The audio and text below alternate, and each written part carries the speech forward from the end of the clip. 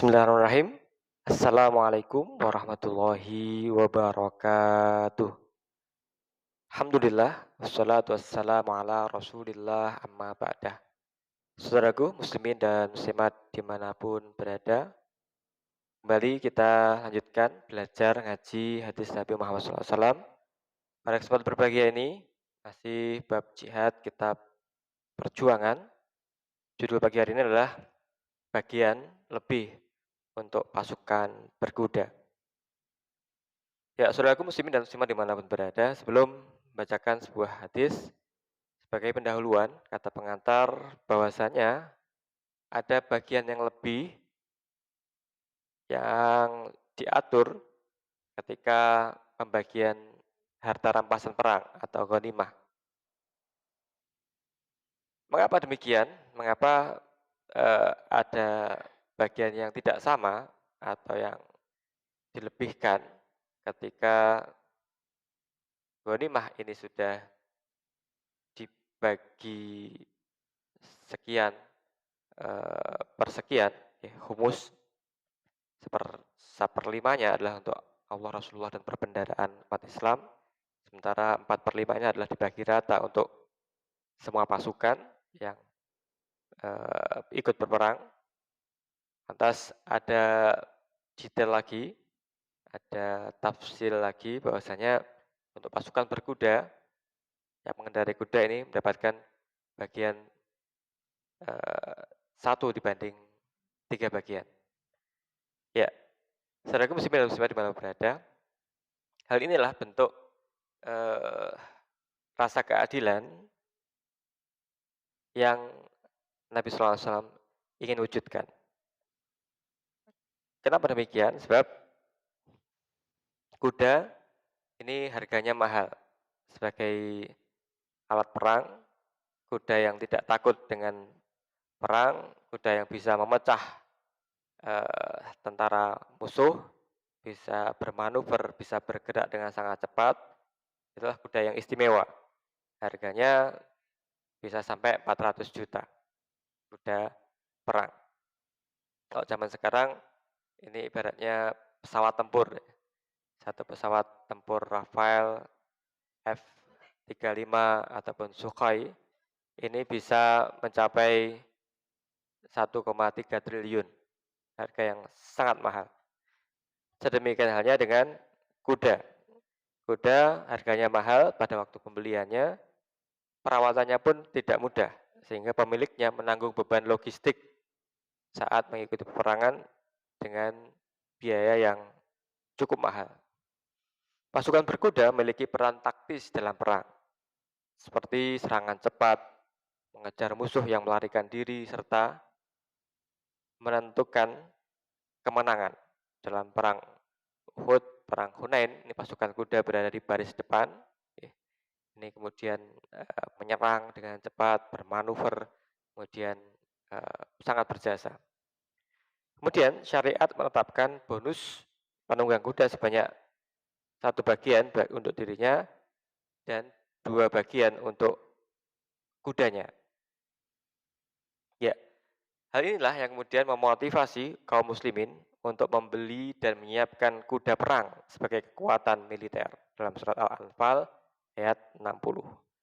Kuda ikut berjuang secara langsung sehingga perlengkapannya dianggap sebagai kontribusi tempur. Baik, mari kita simak hadis berikut ini. Bismillahirrahmanirrahim.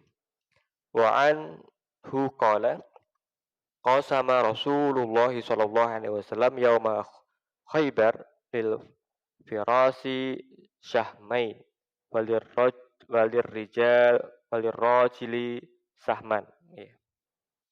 Artinya Ibnu Umar radhiyallahu an berkata, Rasulullah SAW membagi harta rampasan perang Khaibar 2 bagian untuk kuda dan 1 bagian untuk orangnya. Muttafaqun alaih. Ya, saudaraku muslimin dan muslimat dimanapun berada, para tentara dibagi dalam 2 kategori pada masa Rasulullah SAW, yakni pasukan infanteri dan kavaleri, pasukan berkuda dan pejalan kaki. Menurut mazhab Imam Hanafi, bahasanya perbandingan pembagian ghanimah untuk tentara berkuda dan tentara pejalan kaki ini adalah 2 untuk tentara berkuda, 1 untuk pejalan kaki. Adapun menurut jumhur ulama, misalkan hadis riwayat Ibnu Abbas ya, bahwasanya perbandingannya adalah 3:1. Jadi untuk tentara berkuda ini mendapatkan saham 3 bagian, untuk pejalan kaki mendapatkan 1 bagian saja. Dikarenakan kenapa? Pasukan berkuda mendapatkan 3 bagian, sementara pejalan kaki mendapatkan 1 bagian. Ya, tadi disampaikan di pengantar pendahuluan bahwasanya kuda perang ini tidak kuda sembarangan, harganya bisa 300 sampai 400 juta. Ibaratnya membeli pesawat tempur hari ini adalah 1 triliun lebih. Jadi, pasukan berkuda ini modalnya cukup banyak. Satu, kemudian kuda butuh perawatan, berikutnya butuh logistik, makanan, dan sebagainya. Dan secara fungsi, secara risiko, pasukan berkuda ini berada di posisi lebih atas, lebih tinggi, sehingga ini sangat berisiko terkena lemparan panah, lemparan tombak, senjata-senjata yang lain, dan juga berada di garis depan. Ketika proses berhadapan-hadapan melawan musuh, maka kuda ini tentu saja larinya lebih cepat daripada manusia, dan ini langsung berhadapan dengan musuh dalam waktu yang sangat cepat, dan ini sangat menentukan secara psikologis kemenangan dari pasukan Rasulullah SAW. Ya, saudaraku muslimin dan muslimat dimanapun berada, dalam perang Khaybar, ini Rasulullah SAW membagi saham harta ghanimah itu dalam 1.800 bagian. Kemudian dibagi menjadi 18 bagian, dan setiap sahamnya dikelola oleh petugas untuk dibagikan secara baik, secara merata. Tadi kuda dapat 2 bagian, penunggangnya 1 bagian, pejalan kaki 1 bagian.